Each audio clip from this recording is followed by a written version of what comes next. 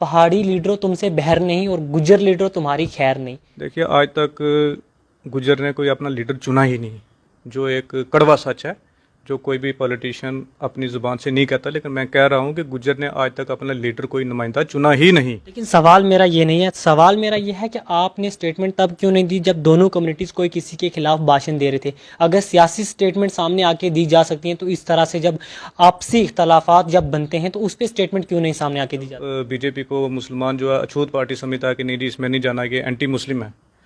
अगर आप 70s को में जाके देखें तो इंदिरा गांधी को जो तब माँ दुर्गा के साथ कंपेयर किया जाता था। चौधरी जुल्फ़िकार अली साहब, उनका ये कहना था कि वो 2-3 साल के अरसे में अपनी कॉन्स्टिट्यूंसी में 800 से 900 करोड़ के दरमियान पैसा लाए हैं। क्या आपको लगता है उनका वो पैसा कहीं ग्राउंड पे लगा हुआ है? अच्छे से काउंटर भी कर रहे थे, डायरेक्ट हिट भी कर रहे थे। अगर बात करें मेरी जीन्स तेरी सलवार वाली बात को लेके, या उसके बाद जो उनकी ऑडियो मियां अल्ताफ़ साहब की वायरल हुई थी उसको लेके।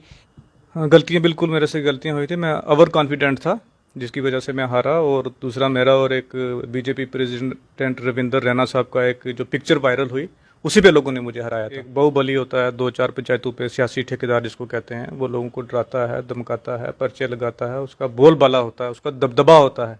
उस दबदबे से वो डरा के लोगों के वोट जो है अपने जो सियासी लीडर को लाके साथ उनको डोज देते रहते हैं, और उनको हमने कंट्रोल में रखा हुआ है। अभी ऐसा कोई नहीं है कि जो मेरे दिल में उतरा हो, अभी ऐसा कोई नहीं। आदाब नाजरीन, आपका मेज़बान शहराज आपकी खिदमत में हाजिर और आप देख रहे हैं द टाइपराइटर। आज जिस शख्सियत से आपको हम रूबरू करवाने जा रहे हैं वो किसी तारुफ के मोहताज नहीं है। बीडीसी बुदल जनाब जावेद इकबाल चौधरी साहब। सर, सबसे पहले वक्त देने के लिए बहुत बहुत शुक्रिया। शुक्रिया, शुक्रिया बहुत बहुत आपका भी। बीडीसी बनने के बाद आपने अपने इलाके में 3-4 ऐसे बड़े काम जो आप दावे के साथ बता सकते हो कि मैंने बीडीसी बन के अपने एरिया में ये 3-4 बड़े काम करवाए। हमने अपने एरिया में सबसे पहले तो तालीमी निज़ाम पे हमारा फोकस था, क्योंकि हमारा जो एरिया तालीम से बहुत महरूम है और पीछे रह गया हुआ है। आज लोग स्पेशल स्टेटस डिमांड कर रहे हैं, ट्राइबल स्टेटस डिमांड कर रहे हैं, लेकिन जो लोग ट्राइबल हैं, जिनको 30-32 साल से एसटी स्टेटस मिला हुआ है, उनकी कंडीशन वैसी की वैसी क्यों है? क्योंकि तालीमी निज़ाम के दरम बरम होने की वजह से। इससे अच्छा था कि लोग तालीमी निज़ाम के बारे में बात करते, एलिमेंट्री एजुकेशन के बारे में बात करते, ताकि हमारे बच्चों को एक लेवल प्लेइंग फील्ड मिलता कंपटीशन के लिए। तो हमने सबसे पहले अपने एरिया में 20 स्मार्ट स्कूल तैयार करवाए हैं। उसके अलावा हमने एक बड़ा जो 24 करोड़ का project Eklavya model residential school अभी हाल ही में ऑपरेशनलाइज कराया है। कल होम मिनिस्टर साहब ने उसका फाउंडेशन स्टोन भी रखा है। तो ये हमारी लैंडमार्क अचीवमेंट है। जावेद साहब, जिस एरिया से आप ताल्लुक़ रखते हैं वहाँ के फार्मर जो मिनिस्टर रह चुके हैं चौधरी जुल्फ़िकार अली साहब, उनका ये कहना था कि वो 2-3 साल के अरसे में अपनी कॉन्स्टिट्यूंसी में 800 से 900 करोड़ के दरमियान पैसा लाए हैं। क्या आपको लगता है उनका वो पैसा कहीं ग्राउंड पे लगा हुआ है? जी, मैं उनके बारे में कोई बात नहीं करना चाहता, क्योंकि हम एक मिशन और विजन लेके काम कर रहे हैं। मेरा उनके साथ कोई कंपटीशन नहीं है। तो हम अपने विजन पे ही काम कर रहे हैं, उसी पे हमारा मिशन है। सवाल यह है, जो पब्लिक के लिए वो कह रहे हैं मैं पैसा लाया था, क्या आपके हिसाब से वो लगा है पैसा या नहीं? क्योंकि काफ़ी जो राजौरी के बाकी सोशल एक्टिविस्ट गुफ्तार चौधरी हैं वो तो कहते हैं कि अब इतना पैसा तो बिल्कुल नहीं लगा हुआ। तो आप क्या कहते हैं, वो पैसा लगा हुआ है इतना?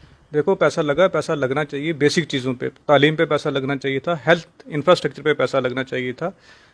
पैसा लगा होगा, लेकिन जो उनके साथ वर्कर हैं या जो उनके साथ पॉलिटिकल ठेकेदार थे, उनकी डेवलपमेंट के लिए लगा होगा। हम इस चीज़ से इनकार नहीं करते हैं, लेकिन एक जो बेसिक चीज़ है उस पर काम करने की ज़रूरत है। जब बंदा सियासत में आता है, उसका एक विज़न होना चाहिए, तो वो कभी नाकामयाब नहीं होता है। तो हम एक विज़न लेके आए हैं, उस पर काम कर रहे हैं। हमारा किसी के साथ कोई कंपटीशन नहीं है, कोई इख्तलाफात हमारे किसी के साथ नहीं है। जावेद साहब, आप जब डीडीसी का इलेक्शन कॉन्टेस्ट कर रहे थे, आपके खिलाफ नसीम लियाकत जीत रहे थे, आप उन्हें हर चीज़ को अच्छे से काउंटर भी कर रहे थे, डायरेक्ट हिट भी कर रहे थे। अगर बात करें मेरी जीन्स तेरी सलवार वाली बात को लेके, या उसके बाद जो उनकी ऑडियो मियां अल्ताफ़ साहब की वायरल हुई थी उसको लेके, लेकिन फिर भी कहीं ना कहीं इलेक्शन में नसीम लियाकत साहब को जीत हासिल हुई। क्या वो ग्राउंड पे आपसे ज़्यादा स्ट्रांग थे या कहीं ना कहीं आपसे कोई गलतियाँ हुई थी? हाँ, गलतियाँ बिल्कुल मेरे से गलतियाँ हुई थी। मैं ओवर कॉन्फिडेंट था, जिसकी वजह से मैं हारा। और दूसरा मेरा और एक बीजेपी प्रेसिडेंट रविंदर रैना साहब का एक जो पिक्चर वायरल हुई, उसी पे लोगों ने मुझे हराया था। और नसीम, मेरी जो सेफ सीट थी वही हारा हूँ मैं। जावेद साहब, इस वक्त आपकी अहलिया डीडीसी हैं, आप बीडीसी हैं, दोनों अलग अलग हैं, लेकिन जो कुछ पॉलिटिशियंस हैं वो इल्ज़ाम ये लगाते हैं क्या बंदे दोनों अलग हैं, लेकिन जो इशारा है वो एक ही इंसान का चलता है, क्योंकि डीडीसी को भी जो इस टाइम चला रहा है बैक स्टेज से, वो जावेद चौधरी ही चला रहा है। जो लोग शाजिया कौसर को जानते हैं या जो जिस एरिए में वो काम कर रही है वो लोग उसको खूब अच्छे से जानते हैं कि वो मेरे से भी, और मुझे नहीं लगता कि राजौरी पुंछ में इतना कोई अच्छा काम कर रहा है जितनी शाजिया कौसर खुद कर रही है। जावेद साहब, अभी हाल ही में बात करें, अमित शाह साहब जब राजौरी आए, आज से पहले कभी नहीं आए थे, फर्स्ट टाइम उन्होंने विजिट किया, लेकिन आप वहाँ पे मौजूद नहीं थे, तो इसके पीछे मेन रीज़न क्या था? उसके पीछे रीज़न ये था कि मैं कहीं बिज़ी था अपने किसी काम काज में, तो उस वजह से मैं नहीं जा पाया। अदरवाइज़ ये एक हिस्टोरिक मोमेंट था, मुझे जाना था, मुझे रैली अटेंड करनी थी, लेकिन कुछ पर्सनल कंपल्शंस की वजह से मैं नहीं जा पाया। जैसा जब भी आपकी मीटिंग्स होती हैं, आप अक्सर हर 5वें 6वें दिन कोई ना कोई मीटिंग हर जगह करते रहते हैं, फिर भी वहाँ पे बात यह आती है, क्या वहाँ पे आवाम के मसले मसाइल पे बात की जाती है, या आने वाले वक्त में एमएलए इलेक्शन के लिए अपना ग्राउंड स्ट्रांग कर रहे हैं जावेद साहब? देखिए 2 साल हो गए हैं मुझे डीडीसी इलेक्शन कंटेस्ट किए हुए। मैंने आज तक किसी आदमी को, किसी जो मेरे साथ, जो हमारे साथी जुड़े हुए हैं, उनको ये नहीं बोला कि फ़लाँ बंदे को तोड़ो, उसको हमारे साथ जोड़ो, फ़लाँ पार्टी से उसको निकालो, यहाँ पे लाओ। हमने कभी आज तक इलेक्शन की बात अभी की नहीं है। हम सिर्फ लोगों के अंदर एक अवेयरनेस ला रहे हैं, उनको बता रहे हैं उनके हकूक़ क्या हैं, उनको अवेयर कर रहे हैं उनके हक़ के बारे में और इंसाफ के बारे में, और हमारे आने से एक लोगों को इज़्ज़त मिल रही है। जब सर, जब आप इलेक्शन कॉन्टेस्ट कर रहे थे डीडीसी का, वहाँ पे आपने एक नारा दिया था, सियासी ठेकेदार, तो आप बता सकते हैं हमारी आवाम को वो सियासी ठेकेदार का आपका दावा किन को लेके था? जो पॉलिटिकल ठेकेदार होते हैं 4-6 पंचायत पे, ये हर जगह होता है, ये सिर्फ हमारे एरिया में स्पेसिफिक नहीं था, ये हर जगह होता है कि एक बाहुबली होता है 2-4 पंचायतों पे, सियासी ठेकेदार जिसको कहते हैं, वो लोगों को डराता है, धमकाता है, पर्चे लगाता है, उसका बोलबाला होता है, उसका दबदबा होता है, उस दबदबे से वो डरा के लोगों के वोट जो है अपने जो सियासी लीडर को लाके देता है। हमारा जो सियासी ठेकेदार हम या पॉलिटिकल ठेकेदार उन लोगों को बोलते हैं। आपके एरिया में ऐसे कौन से लोग हैं, उन्हें आप पब्लिक के सामने नॉमिनेट करना चाहिए जो पब्लिक को हरा सकते हैं? वो बिल्कुल, हम उनको साथ साथ उनको डोज देते रहते हैं और उनको हमने कंट्रोल में रखा हुआ है। लेकिन डायरेक्ट नाम उनके आपने कभी नहीं लिया आज के?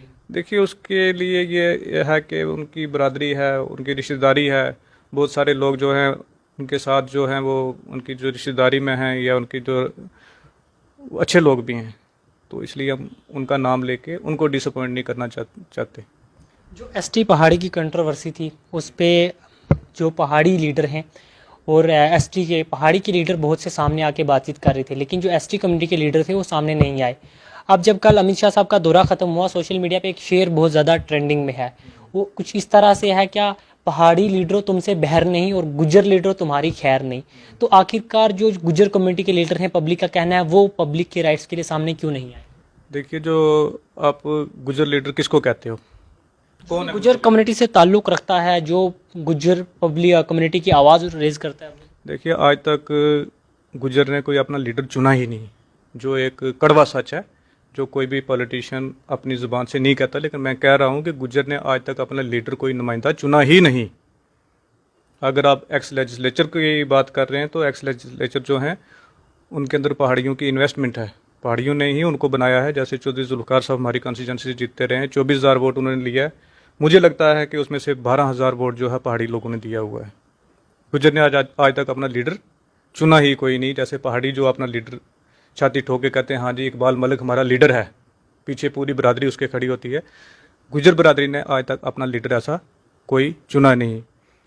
राजौरी से एडवोकेट कमर इलेक्शन जीत के आए, 18,000 पहाड़ियों ने उनको वोट डाला हुआ है। वोट बैंक पॉलिटिक्स और कम्युनिटी लीडर जो है ये दो डिफरेंट टर्म है। जिस दिन कम्युनिटी किसी अपने एक रहनुमा चुनेगी जो सियासत से उठ के होगा, उसको हम बोलेंगे कि गुज्जर लीडर। तो उस पर एक इंट्रोस्पेक्शन की ज़रूरत है, गुज्जर कौम को इंट्रोस्पेक्शन की ज़रूरत है, उनको इस पर सोचने की ज़रूरत है। और जहाँ तक एक्स लेजिस्लेचर हैं जो गुज्जर, उनकी बात है, एक अपने एक इंसान को अपने घराने से, अपनी कौम से एक लगाव होता है, एक बिलोंगिंगनेस होती है कम्युनिटी के साथ। ऐसी बात नहीं कि उनको नहीं है। जो फार्मर लेजिस्लेचर हैं उन्होंने इसमें बड़ा अच्छा पॉजिटिव रोल प्ले किया है और बड़ी मैच्योरिटी से उन्होंने स्टेप उठाए हैं। मैच्योरिटी से उन्होंने कोई हल्ला गुल्ला नहीं किया है, वो कहीं सोशल मीडिया पे नहीं आए, कोई नंगा नाच उन्होंने नहीं किया है। लेकिन ये उनकी कोशिशों की वजह से है कि होम मिनिस्टर साहब ने अपनी स्पीच में कहा है कि जो STGB जो गुज्जर बकरवाल का कोटा है उसमें से 1% भी काम नहीं किया जाएगा, और ये उन्हीं लोगों की अचीवमेंट है। जो हमारी कम्युनिटी के जो फार्मर लेजिस्लेचर हैं या मिनिस्टर हैं या लीडर हैं, ये उन लोगों की कोशिश से है कि उन्होंने दिल्ली को पॉजिटिव टॉक्स में एंगेज करके हल्ला गुल्ला ना करके इस चीज़ को, एक सिस्टम को बचाया है। लेकिन बात यह है, जब गुजर और पहाड़ी का कम्युनिटी का बीच में कुछ मसले मसाइल आ गए थे, बहुत सी जो गुजर कम्युनिटी के लोग हैं पहाड़ी के एंटी बोल रहे थे, पहाड़ी गुजर के कहीं ना कहीं उम्मत में इख्तलाफात पैदा हो रहे थे, बात यह है तब आपकी स्टेटमेंट क्यों नहीं आई? देखिए, हमने हमेशा जोड़ने की बात ही की है, और ये सिर्फ 1 या आधा % लोग हैं दोनों कम्युनिटीज़ में जो एक दूसरे को इंस्टिगेट करते हैं। जहाँ तक ये शेड्यूल्ड ट्राइब का मसला है, पहाड़ियों को एसटी देने का है, ये किसी की यहाँ डिमांड रेज़ करने की वजह से नहीं है कि ये इकबाल मलिक साहब ने या कयूम मीर साहब ने या बुखारी साहब ने या किसी सुहेल मलिक साहब ने ये डिमांड रेज़ की है या विबोध गुप्ता साहब ने की है तो उस पर मिल रहा है। ये एक लार्जर जो कश्मीर पॉलिसी है गवर्नमेंट की, उसको लेके ये शेड्यूल्ड ट्राइब ग्रांट किया जा रहा है, उस कश्मीर पॉलिसी को करके, और इनको कहा गया है डिमांड रेज़ करने के लिए। तो ये एक ट्रैप है, इसमें कुछ भी नहीं है। जो 4% कोटा ऑलरेडी पहाड़ियों को मिल रहा है, उसी में 1-2% कोटा और डाल के उनको एसटीपी जो है, वो जो गवर्नमेंट का आज तक माइंड है, जो हमने रीड आउट किया है या जो हमें पता है कि ऐसा होने वाला है।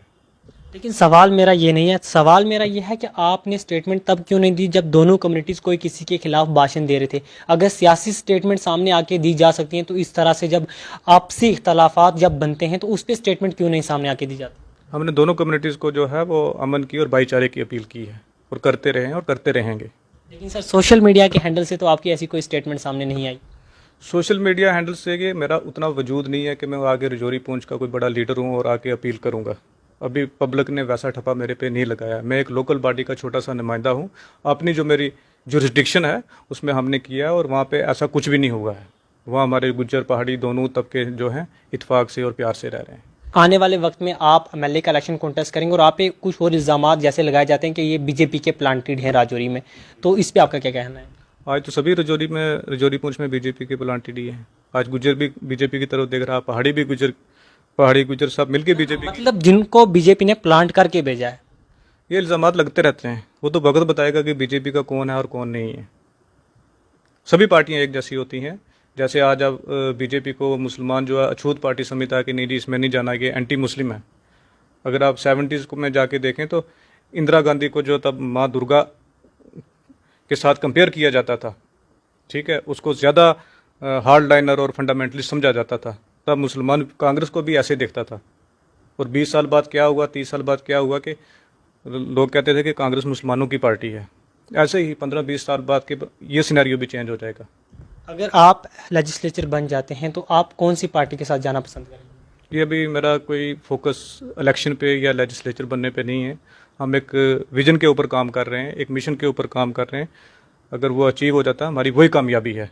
कोई ऐसी पॉलिटिकल पार्टी है, कोई ऐसा सियासी लीडर जो इस टाइम आपको पसंद हो या जो आपका आइडियल हो? आइडियल तो बहुत सारे हैं, अच्छे लीडर हैं हमारी स्टेट के अंदर, तो सभी आइडियल ही हैं। एक दो एग्जाम्पल? अभी ऐसा कोई नहीं है कि जो मेरे दिल में उतरा हो, अभी ऐसा कोई नहीं।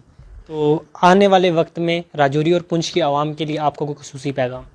मेरा उनसे यही पैगाम है कि ये जो इश्यूज़ है जो गुज्जर पहाड़ी के ऊपर, इसके ऊपर फाइट करने के बजाय अगर गुज्जर पहाड़ी एक प्लेटफॉर्म पे आके यूनियन गवर्नमेंट से अच्छी डील ले सकते थे राजौरी पुंछ के लिए। हीट डेवलपमेंट काउंसिल मांग सकते थे, अच्छा स्कूल इंफ्रास्ट्रक्चर मांग सकते थे, रेलवे लाइन मांग सकते थे, मेडिकल कॉलेज मांग सकते थे, एक बड़ी डील ले सकते थे। लेकिन जो राजौरी पुंछ के लीडर्स थे वो अवेलेबल नहीं थे, डेलीगेशन वो लेके गए ही नहीं, तो कहाँ से मिलता? बिल्कुल, डेलीगेशन मिलते रहते हैं, डेलीगेशन यहाँ भी मिलते हैं, दिल्ली भी मिलते रहते हैं, लेकिन सिर्फ ये है कि इनको इकट्ठे करने की ज़रूरत है। ये एक बड़ा हिस्टोरिक मौका है, क्योंकि 370 हटने के बाद बीजेपी भी चाहती है कि यहाँ पे अच्छे काम हो, ताकि वो भी एक मॉडल बना के जो रेस्ट ऑफ वर्ल्ड को दिखा सकें। तो 370 हटने पे आप मुत्तफिक हैं? नहीं, बिल्कुल मुत्तफिक नहीं है। हमारा बेसिक राइट था, वो नहीं था, हटना चाहिए। उस पर बात करते रहेंगे। गवर्नमेंट के साथ अगर हम किसी मकाम पे पहुँचे तो बिल्कुल एंगेजमेंट करेंगे, उनसे बात करेंगे। अगर 370 नहीं तो 371, जो हमारे वो जो बेसिक राइट है, जॉब है, लैंड है, उसकी प्रोटेक्शन होनी चाहिए। तो नाज़रीन, ये थे हमारे साथ बीडीसी बुद्धल जनाब जावेद इकबाल चौधरी साहब। एक बार फिर से हम इनका शुक्रिया अदा करते हैं, इन्होंने अपना कीमती समय निकाला और हमारे प्रोग्राम में शिरकत की। उम्मीद है आपको हमारा प्रोग्राम पसंद आया होगा। हमारे मज़ीद वीडियोज़ देखने के हमारे साथ बने रहें। खुदा।